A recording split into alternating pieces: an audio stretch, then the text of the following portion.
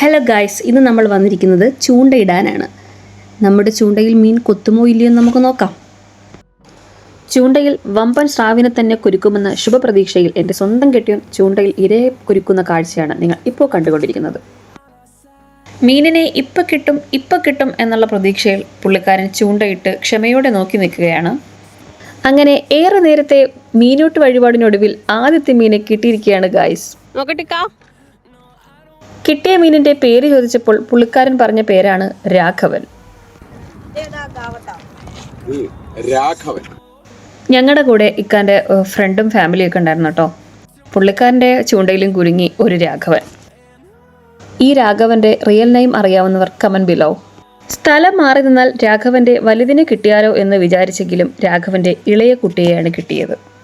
കുട്ടിയെങ്കിൽ കുട്ടി, അതിന് അപ്പോൾ തന്നെ നമ്മൾ പെട്ടിയിലാക്കി. അപ്പോഴാണ് ഞാൻ വേറൊരു കാഴ്ച കണ്ടത്.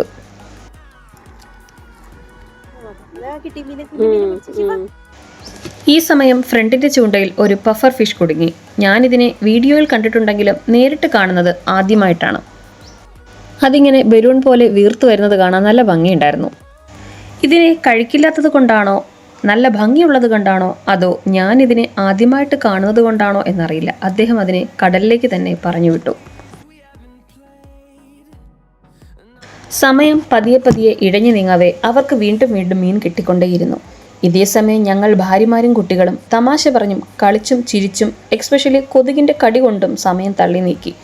കയ്യിൽ കരുതിയിരുന്ന സ്നാക്സും കട്ടൻ ചായയും ഭർത്താക്കന്മാർക്ക് കൊടുത്തില്ലെങ്കിലും ഞങ്ങൾ സമയാസമയം അകത്താക്കിക്കൊണ്ടേയിരുന്നു.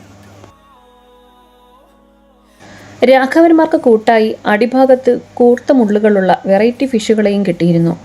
നേരത്തെ കിട്ടിയ മീനിന്റെ പേര് ചോദിച്ചപ്പോൾ പറഞ്ഞതിന്റെ ക്ഷീണം മാറാത്തത് കൊണ്ട് ഇതിന്റെ പേര് ചോദിക്കാൻ നിന്നില്ല. രാത്രിയായിട്ടും ഇനിയും മീൻ കിട്ടുമെന്ന പ്രതീക്ഷയിൽ അവർ അതേപോലെ തന്നെ നിലകൊണ്ടു. എന്താ അല്ലേ, വല്ലാത്ത ജാതി മനുഷ്യർ. സത്യത്തിൽ എനിക്ക് മടുത്തു തുടങ്ങിയിരുന്നു. പക്ഷെ മിണ്ടാൻ പറ്റുമോ, വാശി പിടിച്ച് കൂടിയതാ, സഹിക്കുക തന്നെ. സമയം ഏകദേശം 10 മണി ആകാറായപ്പോൾ ഒടുവിൽ അവർ തിരികെ പോകാൻ തീരുമാനിച്ചു. കേട്ട പാതി കേൾക്കാത്ത പാതി ഞങ്ങൾ കൊണ്ടുവന്നതെല്ലാം കെട്ടിപ്പൂട്ടി പെട്ടിയിലാക്കി വേസ്റ്റ് എല്ലാം ട്രാഷിലിട്ട് വീട്ടിലേക്ക് വിട്ടു. മീനെല്ലാം വൃത്തിയാക്കി കുറച്ച് പൊരിച്ചു, ബാക്കി മുളകിട്ടു. കെട്ടിയവന് കൊടുത്തപ്പോൾ 50 രൂപയ്ക്ക് 500 രൂപയുടെ എക്സ്പ്രഷൻ ഇട്ട് എൻ്റെ മാനം കാത്തു. അപ്പോൾ അത്രയേ ഉള്ളൂ. Okay, by.